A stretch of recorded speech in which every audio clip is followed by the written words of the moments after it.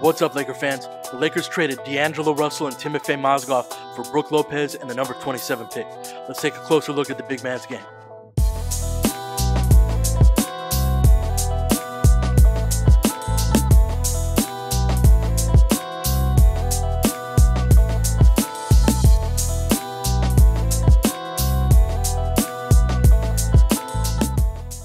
Lopez's most common play type is in the post, where he used 27% of his offense. He has a strong preference to go right, so the Nets would often put him on the left block so he could go middle going in that direction.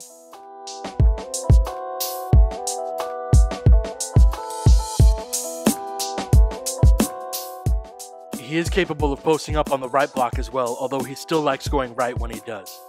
If he gets cut off going in that direction, he'll either utilize a step-through move like he does here, or an up and under.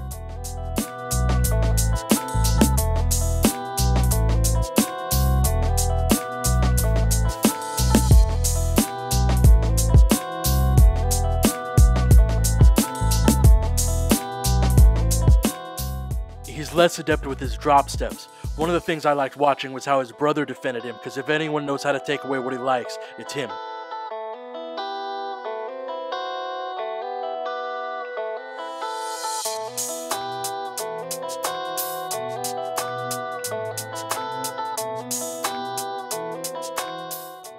He was tremendous at facing up, but only did it 38 times over the course of the season. He's really adept at drawing fouls as well. A decent number of his touches came off of cross screens, which the Lakers don't do a ton of, so I'm curious to see if the Lakers incorporate that in their offense more this year.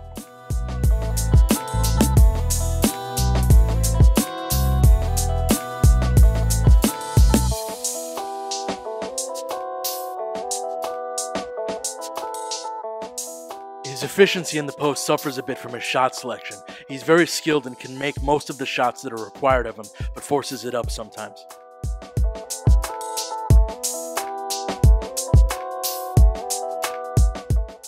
As a passer, he has both good and bad attributes. The Nets go about their post passing a little bit different than the Lakers do.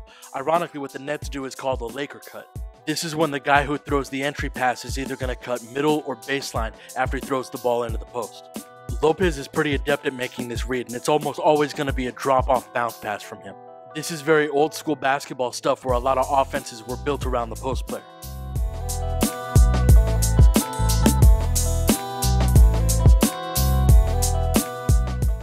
On the downside, he tries to force passes that aren't there, and since he pretty much only uses bounce passes, it takes away some options.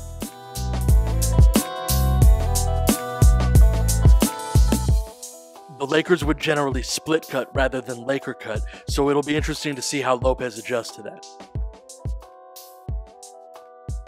Lopez is one of the few bigs in the league that'll still get occasionally doubled down in the post, and he's decent at making the obvious reads down there.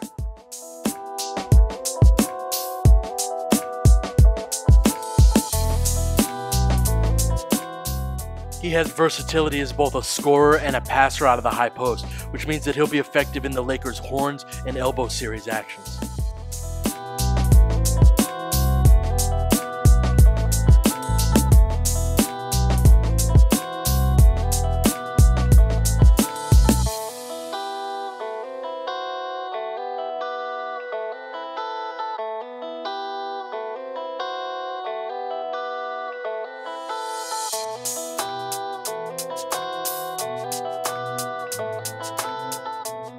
He's a weak ball handler on the high post though, and he's prone to being stripped.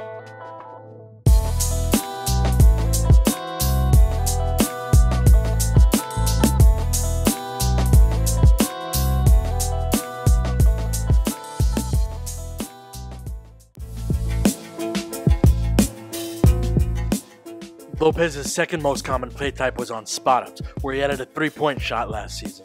His spot-up game is pretty simple. He's not going to do anything fancy, but if you can get him an open shot with his feet set, he can knock it down at a decent clip. This represents a significant upgrade over Mozgov, who took a lot of long twos. He hit him at a decent clip, but that extra point is important. The extra spacing will help the driving lanes for our shot creators as well. Lopez is good at attacking closeouts as well, where he's particularly gifted at making one-dribble pull-ups.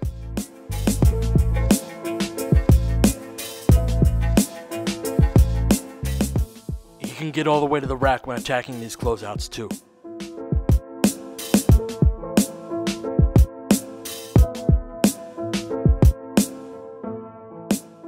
But he can be turnover prone in these situations as well, either shuffling his feet on the catch or running guys over because he can't pull up in time.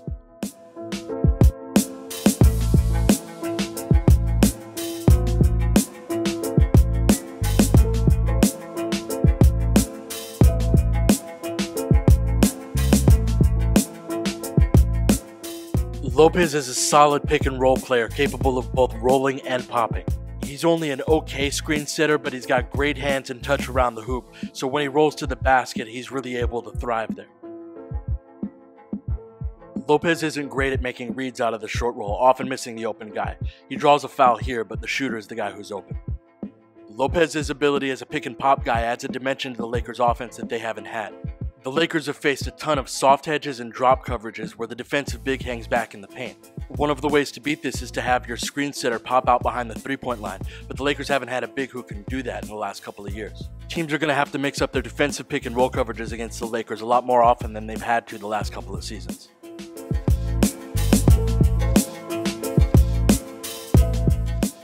This is true of ice coverages as well, which the Lakers should be able to beat more effectively with Lopez. It's going to be interesting to see how he meshes with Randle because Randle usually pops as well. Usually you want one of your bigs to roll and one of your bigs to pop. Ideally the pop guy would be Lopez because he's a better shooter, but that would mean that Randle's going to have to get much better at rolling to the rim.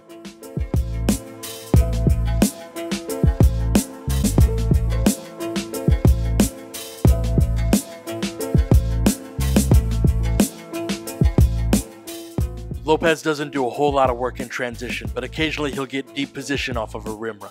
Despite the fact that he's relatively slow, the Nets led the NBA in pace last year, so if the Lakers want to run, Lopez won't stop him. One thing he has a bit of a knack for that I was surprised by is his ability to knock down pull-up jumpers in transition.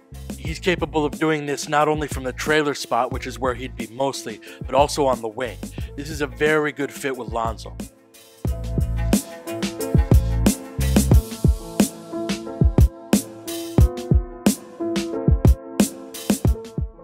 But unfortunately, I don't love him as an outlet passer where he can make some really careless plays.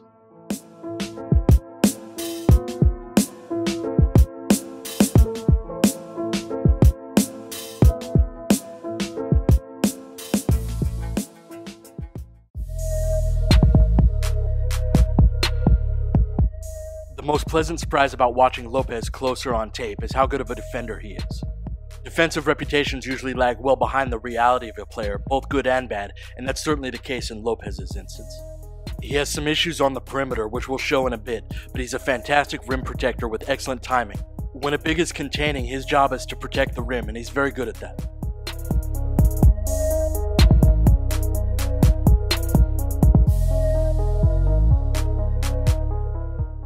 But the area that he's capable of defending is fairly limited, so he's going to give up a lot of floaters, runners, and mid-range jumpers.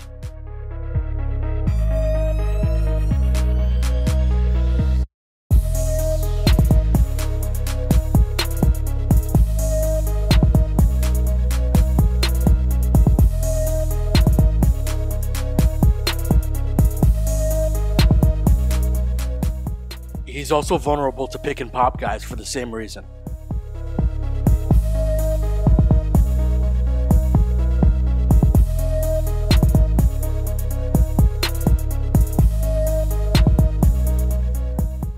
And as you might imagine, he has a hard time staying on guards when he ends up switched on them.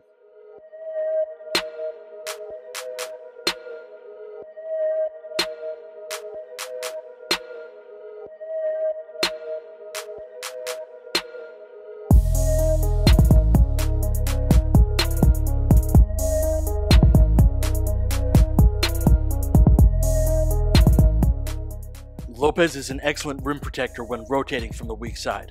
While he has limitations as a perimeter defender, you can really rely on him to do what he does well consistently.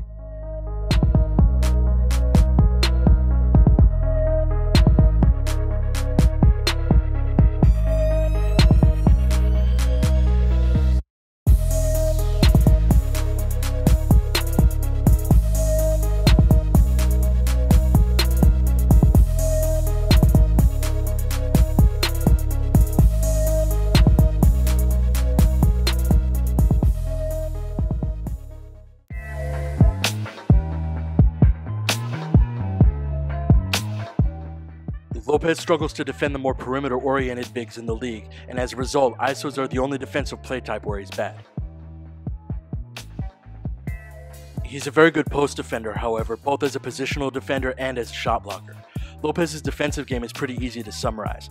If it's around the basket, he's good at it, and if it's on the perimeter, he isn't.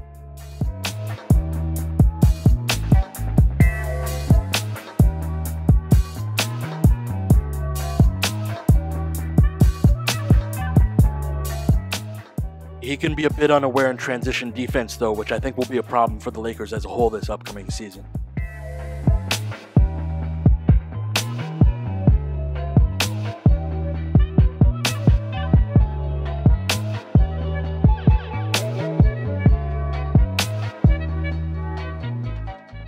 When looking at his box score statistics, the number that sticks out like a sore thumb is his 5.4 rebounds per game.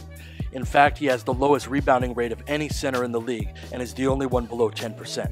There are a few reasons for this. For one, he doesn't like mixing it up in the scrums for defensive boards.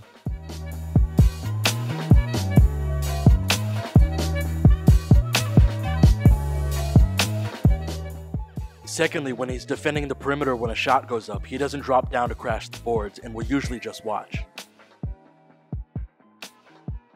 But there are also a lot of times where he'll box out and that'll free up a teammate to get the rebound.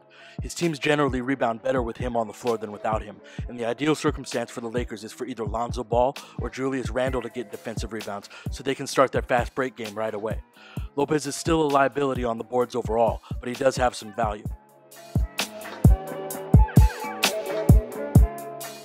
Ultimately, Brook Lopez is a reliable two-way player and you know exactly what you're getting in him. While the Lakers will certainly look to run as often as possible, there will be times where they have to execute in the half court, and Lopez gives them a dependable scorer who can get his own shot in those situations. He's also a solid defender despite his perimeter limitations, who protects the rim and rarely makes mistakes. And while he's a terrible individual rebounder, he'll free up opportunities for Randle and Lonzo, which should then result in more effective transition opportunities. Alright, that's it for this one. If you can please support my videos by donating to either my Patreon or Venmo accounts, it'd be appreciated. The links are in the description. I'll catch you guys next time.